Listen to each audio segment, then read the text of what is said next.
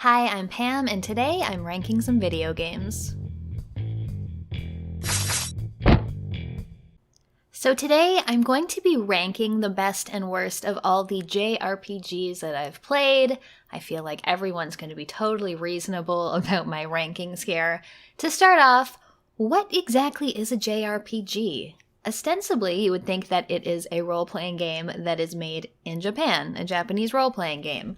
However, they don't necessarily need to come from Japan, and very few of them actually involve much role-playing, so this isn't a very good definition. These games do tend to be inspired by some of the earliest JRPGs like Final Fantasy and Dragon Quest. You usually have a party of characters who are going on some kind of adventure. Usually they're trying to save the world or kill God. They tend to have very similar stories. There are battles in them which are usually turn-based, but they don't necessarily have to be. Some of them are more action-oriented, and they're focused really more on the characters and the narrative is generally a linear thing. You're not really making too many choices that impact the way the story goes or the ways your characters develop. Most of the development is just on a mechanical basis through gaining XP and leveling up or getting new gear and things like that. So in terms of what I look for in a JRPG, so you can tell how useful my ranking is going to be to you, I've got a bit of a complicated relationship with them. Some of them are some of my favorite games of all time, whereas I find a lot of them a little bit boring, too full of tropes and anime nonsense. So what I like might be different than what most people like.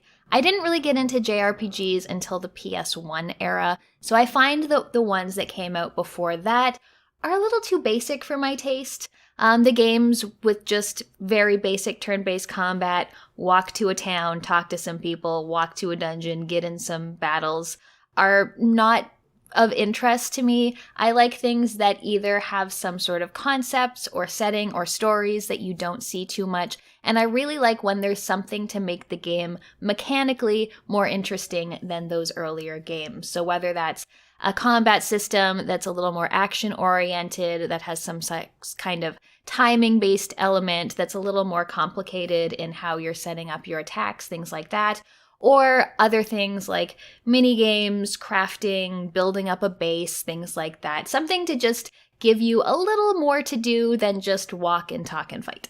I also tend to care more about the characters in a story than the plot, because as I said, the plots can tend to get a little samey from game to game.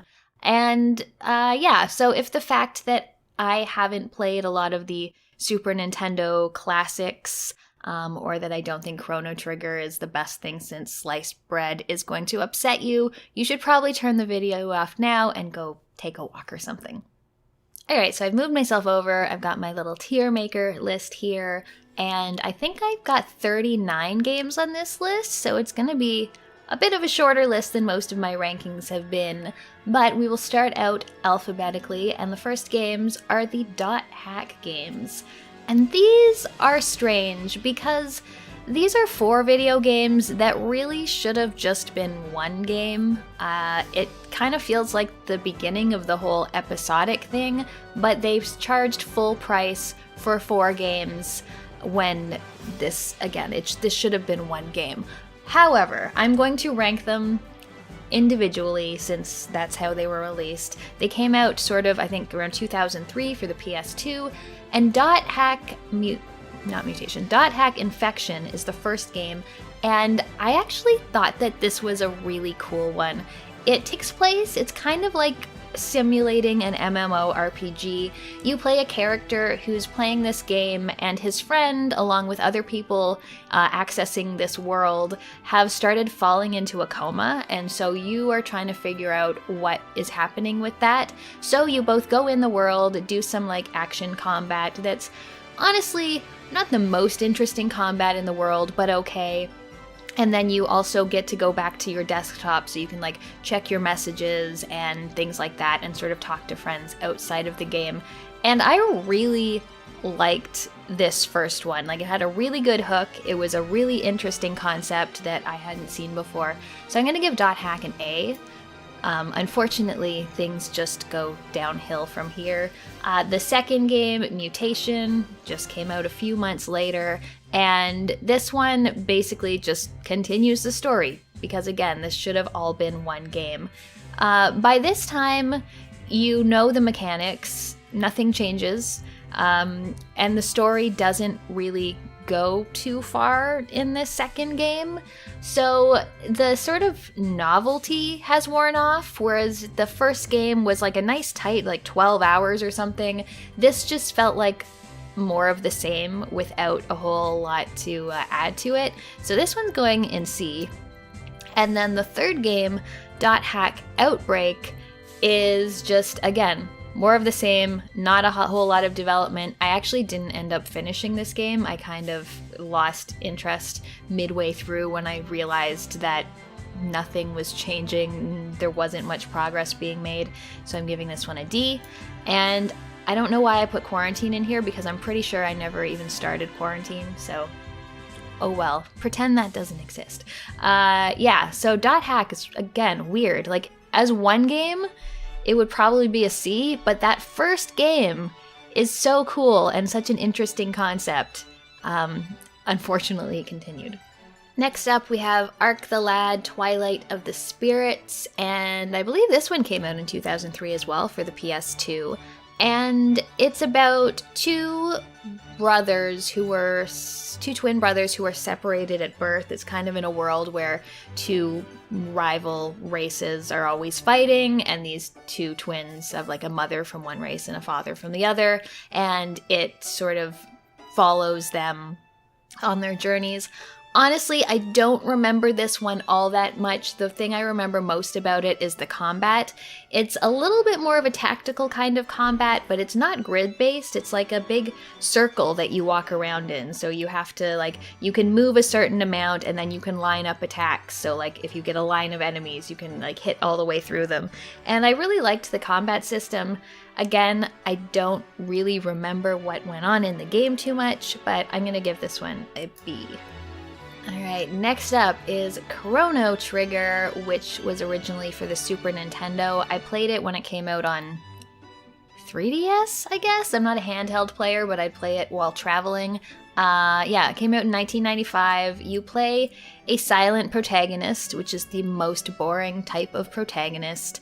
It's sort of like a time-hopping adventure. You go from, like, where they start to, like, the future to, like, medieval times and prehistoric times. Very basic. As I said, I don't like this kind of basic mechanic game. Combat's not that interesting. And there's nothing story-wise or character-wise to really make it that interesting either. Like, Chrono, again, silent, basically lacking personality. None of the characters really get that much development or anything, so Chrono Trigger is going in C. Costume Quest is a really cute one made by Double Fine. It came out in 2010. I think I played it on Xbox, and you play a pair of siblings who are going out trick-or-treating on Halloween. However, one of them gets kidnapped, so you have to go along with your friends and find out what happened to your missing sibling. So you basically wander around these neighborhoods, collecting candy and also getting into turn-based battles. And it's really cool because your costume will dictate what kind of combat you can do. So you'll turn into like a large kind of like transformer version of whatever the costume is you're wearing, and your attacks will be based on that. And I thought this one was really charming, and the combat and especially like the attacks and things of the animations were really cute. So this one's a B. Cthulhu Saves Christmas is another one that is short and sweet. You play Cthulhu, and he's lost his powers, and for some reason, to get his powers back, he has to save Santa Claus. So he takes a group of other adventurers to go and save Christmas. It's got a really good sense of humor. It's turn-based battles, but with like a little few twists and things to make it a bit more interesting than usual here and there. And something that I really liked about it was that when you're in town, you can pick how you spend your time in the day. So you can decide to like hang out with this one companion or go see this one villager, and you'll see sort of a bit of stories developing more or less depending on where you decide to spend your time, which I thought was pretty cool. So this one is getting a B as well. So Dragon Quest VIII is the only Dragon Quest game I've played. This series is huge in Japan, to the point where when a new one comes out, productivity just like drops around the country. And when I hear that, and when I play this game, I feel like, really? Her? This was like one of the most bland games I've ever played. You play a silent protagonist, again, pretty boring for this type of game. You're some kind of guard, and the king and the princess have been turned into animals by an evil guy, and you have to figure out how to rescue them. It's just, I don't particularly like the art style. I don't particularly think any of the characters are interesting. The plot is very basic. The combat's very basic. I just found myself just incredibly, incredibly bored while playing Dragon Quest VIII, so it's getting a D. I just realized all my Final Fantasies are out of order. Give me a sec. Okay, we've reached the quite lengthy Final Fantasy section of this video. The earliest Final Fantasy game I've played is 4, which was originally for the Super Nintendo. It came out in 1991, I believe. I just played it, I don't know, like 5 or 6 years ago. And as I mentioned, these earlier, kind of traditional JRPGs aren't my favorite. You play Cecil, and he's going on this big quest, and the story is not particularly interesting, but the characters are actually pretty interesting, and I did get to like them a lot. There are some moments in the game that did have like an emotional impact on me that I really liked. However, I also found it just kind of boring to play, so I never finished it. I'm having trouble with this because I do think the characters in this are really good, and I do think the gameplay is just like, whatever. I'll give it a B. Throw the classic JRPG lovers a bone after the Chrono Trigger ranking.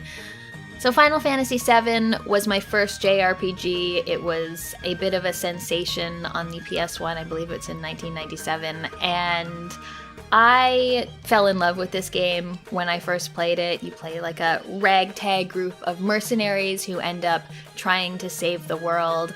I really like the characters in the game. The setting's really cool, the sort of like industrial fantasy magic. I liked a lot. I like that there's a lot of stuff to do. The materia system is a pretty cool system in terms of combat. What else? There's like the gold saucer mini games, there's chocobo breeding, ultimate weapon fighting. Like there's just a lot to do besides the sort of basics of what you would see in a JRPG. There's like a motorcycle segment, so just lots to keep things interesting. Good characters, good story. I'm gonna give Final Fantasy VII S. Since I loved Final Fantasy VII so much, I obviously picked up Final Fantasy VIII when it came out, and it wasn't quite as good. I did generally enjoy it. You play a group of students, they're sort of training for this elite military force, and they go through doing missions sort of around the world as they're hired out. And there's also a secondary thing where you're playing some other characters who you're trying to figure out who they are. I think that the draw system, the junction system, is one of the worst combat systems in a Final Fantasy game. Just really bad and boring in terms of magic. The rest of the combat, fairly standard.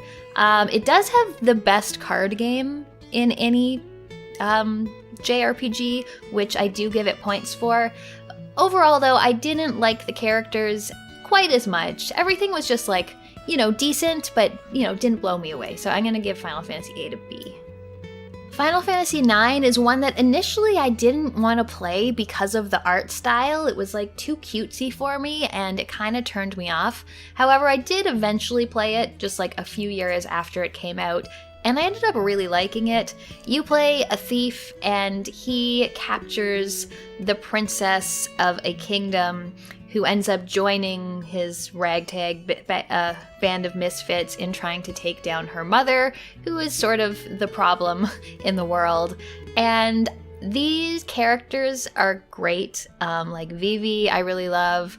I love Garnet. Just a really, really great group of characters. The gameplay is fairly fun, and there are some little extras, like little mini games and things to keep things more interesting. This one also has a card game, which seems a little unnecessarily complex, but it's something to do and gives you something to collect. So I really like Final Fantasy IX. I'm giving it an A. Now, I remember when Final Fantasy X first came out and seeing the trailers and playing it for the first time, and it was like the moment-to-moment gameplay looked as good as like cutscenes in a PS1 JRPG, which like blew my mind at the time. This was just a beautiful game. I really like the story, especially of Yuna and her being a summoner and her going on this pilgrimage. It was really nice. I liked some of the other characters as well. The combat, though it is just a general turn-based sort of active time battle, it also seems pretty fluid in the way that you can switch characters in and out during combat, which I really liked. I also really liked the sphere grid. There's lots of stuff to do in terms of getting your ultimate weapons and ultimate abilities. There's Blitzball, which I really liked doing. I overall really liked Final Fantasy X, so it gets an A. And then Final Fantasy X managed to spawn a direct sequel, Final Fantasy X-2, and this continues Yuna's journey, but rather than it being something quite serious and sacrificial, she's just going around with her gal pals, doing mercenary work, taking jobs, hunting for spheres, and it's so much fun.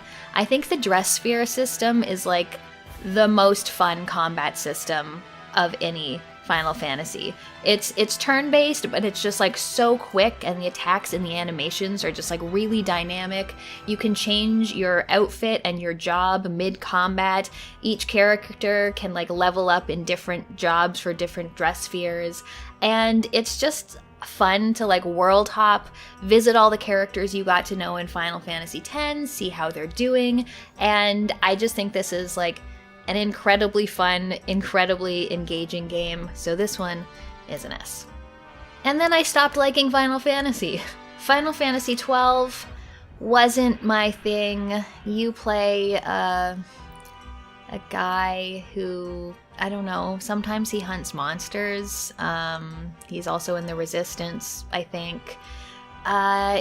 It has this, I think it's called the Gambit system, where you have to like set up the AI of all of your characters so that they can attack on their own, and I hated that. I did not like that at all. I'd rather just do turn-based, tell every character what to do than be fussing around in menus for half the game, trying to teach people how to like prioritize their spells and abilities and items. I also found it just kind of ugly compared to most of the previous games. Like everything's just very brown, like deserts, and everything is just, I don't know. I didn't like this game at all, so I'm giving this one a C.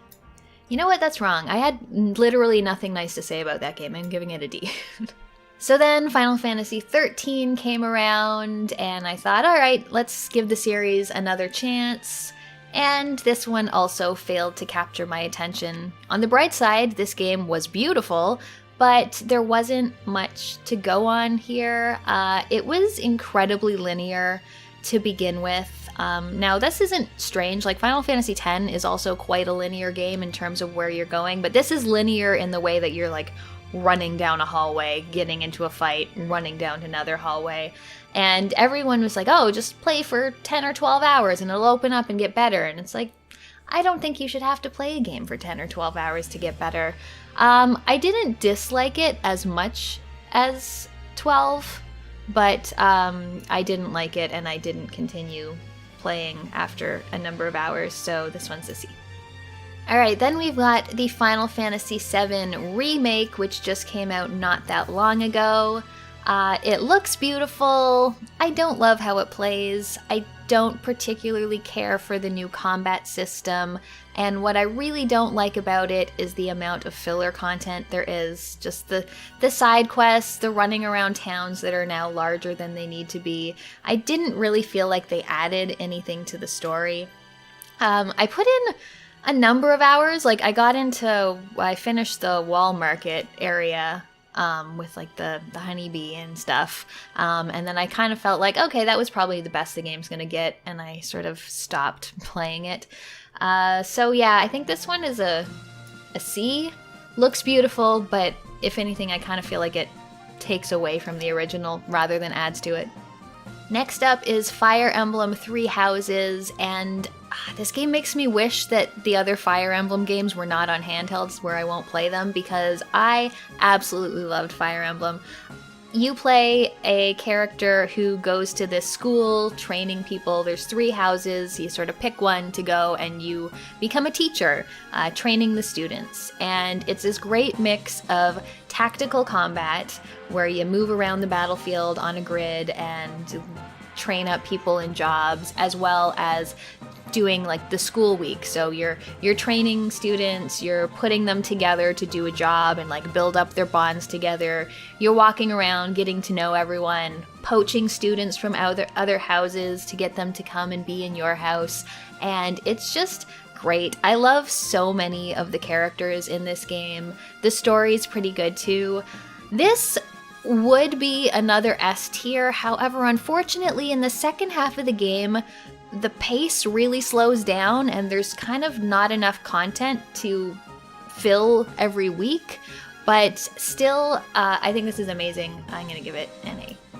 So next is Kingdom Hearts, and this is one I remember being really excited about as a teenager when it was first announced. And it combines Squaresoft characters, mostly Final Fantasy characters, with Disney characters. And that sounds cool. It's more of an action game, like it's very action heavy. My question about this game is that if you're gonna have 2 Disney characters that you have to listen to for an entire game, why would you make them Goofy and Donald? They're so bad to listen to. They're not pleasant voices. So I found this game just like auditorily upsetting. I also had Under the Sea stuck in my head for months after playing this game. I just find, I don't know, it could be fun, like some of the combat and stuff was fun, but it was just a very silly game with characters that I didn't want to be playing as, so I'm gonna give this a C. Next up is Legend of Dragoon, which came out in 2000 on the PS1. I enjoyed this game quite a bit. You are a series of characters who can transform into dragoons during battle, which is kind of neat. It has an interesting little twist to combat with like some timing-based attacks that you need to do. I don't remember the story all that well. You're facing the god of destruction, which, like, what else is new? But I did like the characters in this game. I did like the combat. I like that you eventually end up going to the moon. I'm gonna give this a rather safe B, just because I only remember some things. Lost Odyssey is a really cool one. It was a 2008 game for Xbox 360, one of the few Xbox primary JRPGs in existence. You play a group of immortals who have all lost their memories.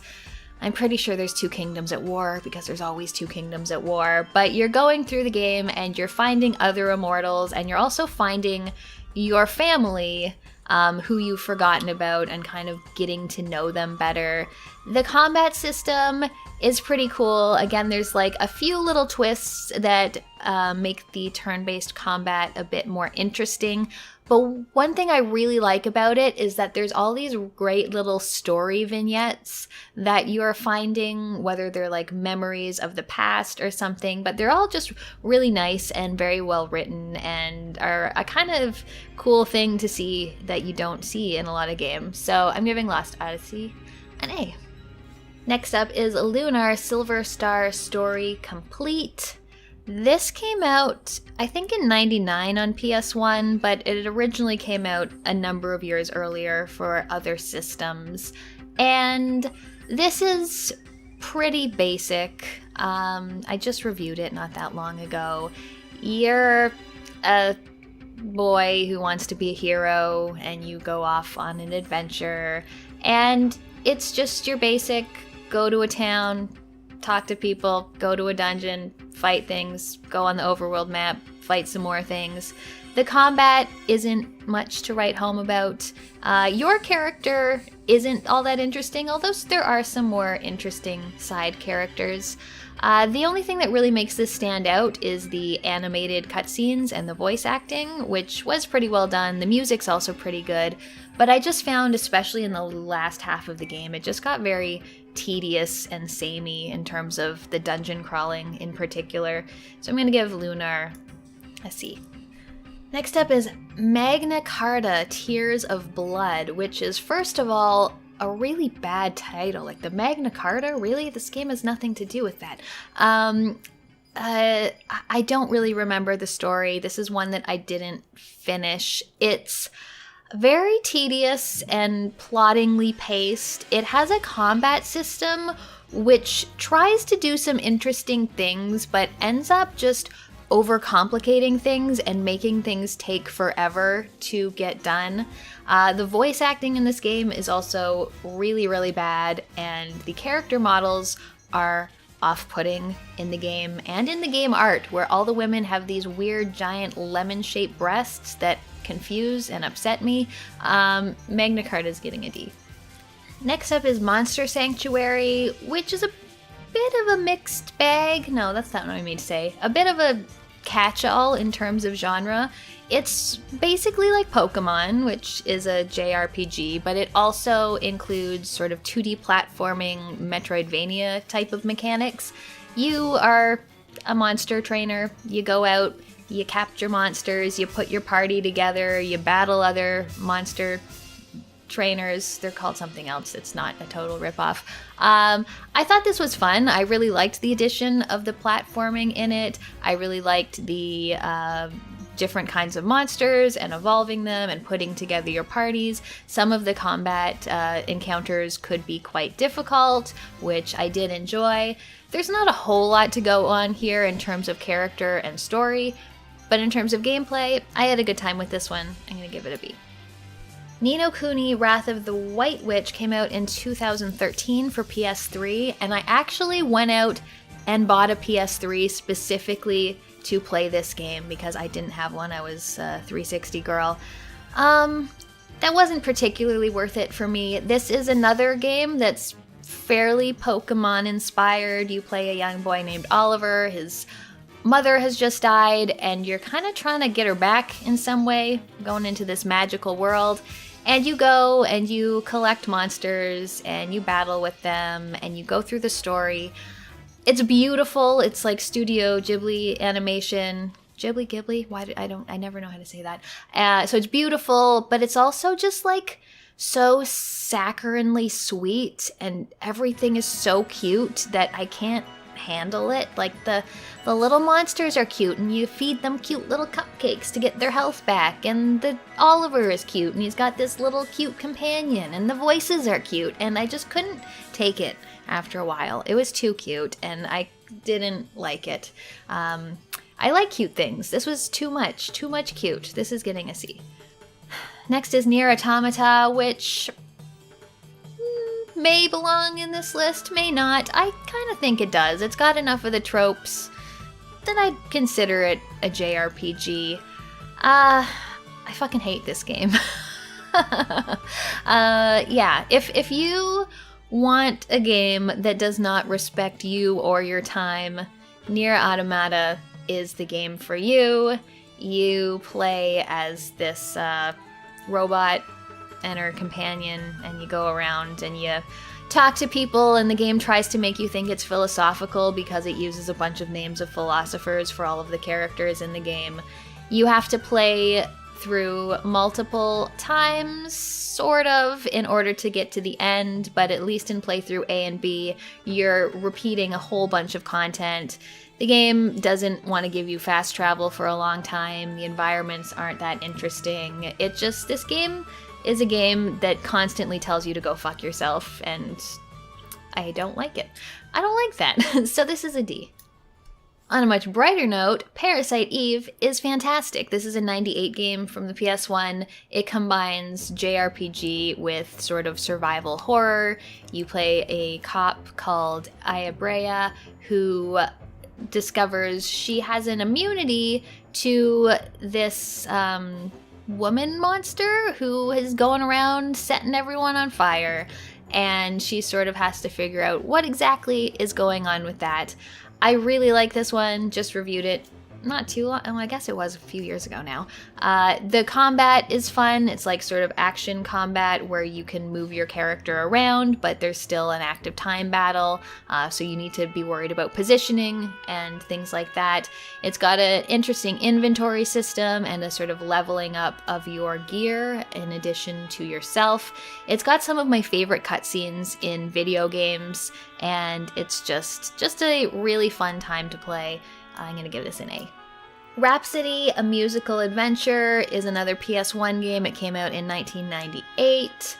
You play a young girl who's looking for love and ends up falling in love with a prince who is kidnapped, and you need to save her. You also save him. You also control puppets, and you can like get them to come and fight battles with you, and it's a musical, which is amazing, and the music is actually pretty good. The gameplay on its own, fairly basic. Again, the combat sort of gives an appearance of tactical combat, but you don't have to be all that tactical. It's basically just your normal turn-based combat. You just have a grid that doesn't matter all that much. So yeah, gameplay-wise, just okay, but the fact that it's a musical, and a fairly good one at that, sort of takes it up a little level for me, so I'm going to give this one a B.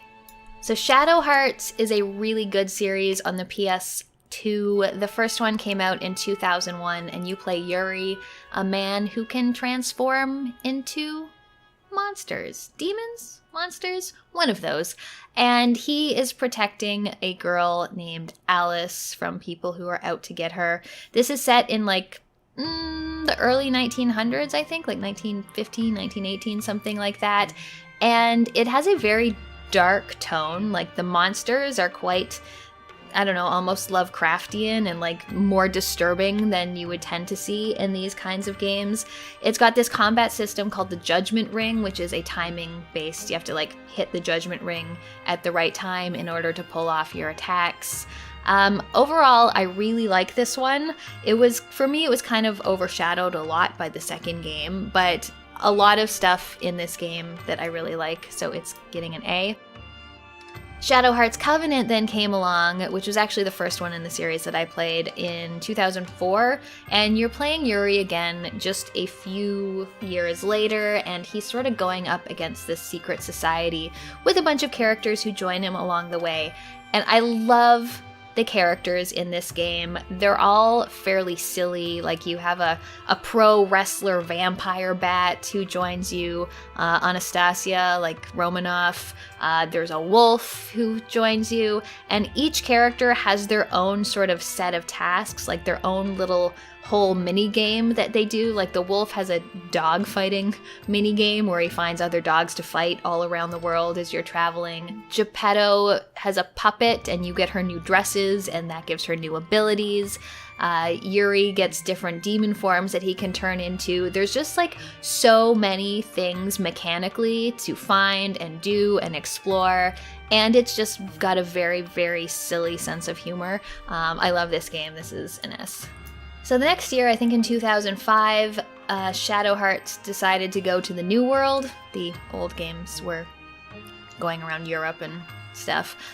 This one changes characters, a whole new cast of characters, which aren't really as lovable as the ones in the first two games. It's still got the sort of same Judgment Ring combat system, which I like. It's still got a decent sense of humor. Just, I don't know, it kind of lost something in the move, both to the new world and this new set of characters, so I'm giving this one a B. So now we're on to the Star Ocean series. The first game is called Star Ocean First Departure, and originally this was a Famicom game in 1996. It also got like a remaster redo, and I played it on Switch a couple years back. And this is an action RPG, more like. So during combat, you're controlling a character and you're actually like running around the field and pressing like A to do one attack and B to do another attack, and that's cool. The story sort of combines sort of a fantasy element with a sci-fi element, and it's got a bunch of cool things to do in it in terms of crafting, talking to characters, talking to your party members, recruiting different characters. It's all just probably because I love the second game so much and am so used to that, but it just seems like a very basic version of that, and I almost never complain about games being too short, but I felt like there wasn't enough time to really delve into any of the systems that were available in the game. So I'm giving this a B because it's still a pretty solid one, just doesn't quite go as far as Star Ocean Second Story, which is the next one. This one is a PS1 game, which came out in 1999. Right from the bat, you get to choose between two different protagonists, Rena or Claude. One sort of lives on this underdeveloped planet, and one is a rookie in like Star Trek, basically. And he comes to her planet, and they find out there's like a meteor sorcerer stone something coming towards the planet, and they're trying to sort of figure out what's going on. This actually takes the systems from the first game and really develops them. There's this like amazing cooking challenges where you're just like gathering all these ingredients. You can cook, you can do blacksmithing. There are skills which require your entire party to work together in order to do them. You can pick which characters you want to recruit. Sometimes recruiting one will mean you can't recruit another. There's just all sorts of interesting mechanics, really fun combat. I love the private actions between characters that you can discover by visiting different towns and sort of splitting up and going your own ways and having little sort of one-on-one conversations with them. This is another great one. It's getting an S. The next Star Ocean came out on PS2 in 2004, Star Ocean Till the End of Time. I don't remember all that much about the story. I know it goes deeper into the sci-fi than the fantasy than the first ones did. I just found the characters, both design-wise and writing-wise, were just incredibly bland and lacking in charm. Like, they all have these weird dead anime eyes that I just couldn't handle. I didn't like this game much at all. I finished it, but it was just like, after Second Story, I was like, oh, this is where you're taking the series? So this one's a C. And then in 2009, I played this on Xbox 360, came Star Ocean The Last Hope, where you play a character named Edge Maverick, which is just like, wow, what a name. Again, this is going more into the sci-fi side. You have a ship that you can control and sort of take where you want to go, which is pretty cool. Again, it's got a lot of like crafting and different sort of mechanics coming into play. I don't remember all that much about the story, but I did like this one better than Till the End of Time, so I'll give this one a B. Next we have Suikoden, which is a really good game. I have a review of 1 and 2 up on my channel, and this was surprisingly fun for me. You play a character who's like in the middle of like this world where it's just like a very political, engaging story where all of these nations are sort of battling with each other, and you're going through the world trying to, figure out how to deal with it. The combat is your sort of basic turn-based combat, but on the bright side, you can have 6 players in combat at once, which is amazing. I love when you have a party that's bigger than 3. There are some issues with like inventory and things like that, but I really liked a lot of the characters, of which there are 108 that you can recruit. Of course, not all of them are going to be interesting because you can't spend that much time with everyone, but the main cast of characters were really good. The game had a lot of really good emotional beats for me. I found myself quite sad a lot of the time while I was playing it, or like upset or like worried for people. And you get a base of operations which you sort of level up and decorate, and everyone joins you in your base, so you can like walk around and see all the characters you've recruited and do little mini games in the base, which I thought was just a lot of fun. And also this is a fairly tight, like maybe 20-hour experience, which is just perfect. So Suikoden is an A. Now, Suikoden 2 is generally considered to be the best one in the series, but I didn't actually like it as much as the first. It does improve on some things like inventory, just some things were a little rougher in the first game, but I found that the characters weren't as interesting to me, especially some of the newer ones that were introduced. I felt like I didn't really get a chance to get to know them. I also felt this one was a little bit more drawn out than the first game, which meant the pacing wasn't as great. It still got cool stuff in it, like going to your base and building it up and sort of like building up this army. Oh my god, I completely forgot to talk about one of the great things about Suikoden 1. There's 3 different types of combat. There's like the regular turn-based combat, there's like army battles, and there's duels. And they're all fairly simple, but just the fact that there's 3 of them is interesting. Sorry, back to Suikoden 2.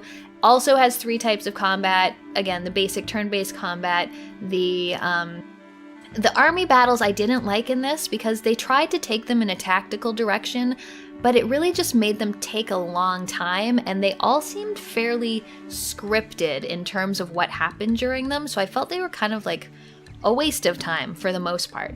But still, a generally strong JRPG. This one's a B. And last, but certainly not least, Yakuza Like a Dragon, which is the most recent JRPG I've played. Most Yakuzas don't belong in this category, but this one really does. It takes everything from like a job system, so each of your characters can like level up in different professions. There's side quests, you've got companions that you can get to know and like have little conversations with. There's lots of like, there's like a Pokemon, almost a Pokedex, except you're collecting the things that you're fighting with as you go through the game. The combat is turn-based combat, but it's like pretty quick and engaging and agile, and I just love the characters in this game. The story does sometimes get overly complex and the cutscenes are really, really long, but this game is just so much fun. All the side stories are both hilarious, but also like really earnest and touching once you get to the end of them. And yeah, just a lot to do. You can grow vegetables, you can go and like save people who are in need of help. Just a really, really fun game. This one, as I started, I was like, oh, could this possibly be an S? Not quite, because there are some places that kind of made me grind XP because of some like really difficulty spikes in terms of who you're fighting, and I'm just not an XP grinder. But other than that, just a huge amount of fun. This is an A. Alright, so that's my final ranking. I'm just gonna make this a little bit bigger so that you can see it here. Ignore that final .hack game. But yeah, I'm pretty happy with this. This is a nice sort of even distribution. I think I'm pretty solid on those S ranks there. A lot of Bs, games that are, quality, but, not great. And, I think some people might be kind of mad about some of my Ds, but, that happens all the time, so. Alright, so that's it for this video. Leave me a comment, let me know what some of your personal S ranks are, if there are any games you want to recommend to me, keeping in mind what I said at the beginning about what I look for in a JRPG. But anyway, thank you so much for watching. I'll see you next time. If you want to see more, check out my ranking of horror games, or another of my videos. I have a Patreon if you want to support the channel. Thanks for watching, and I'll see you next time.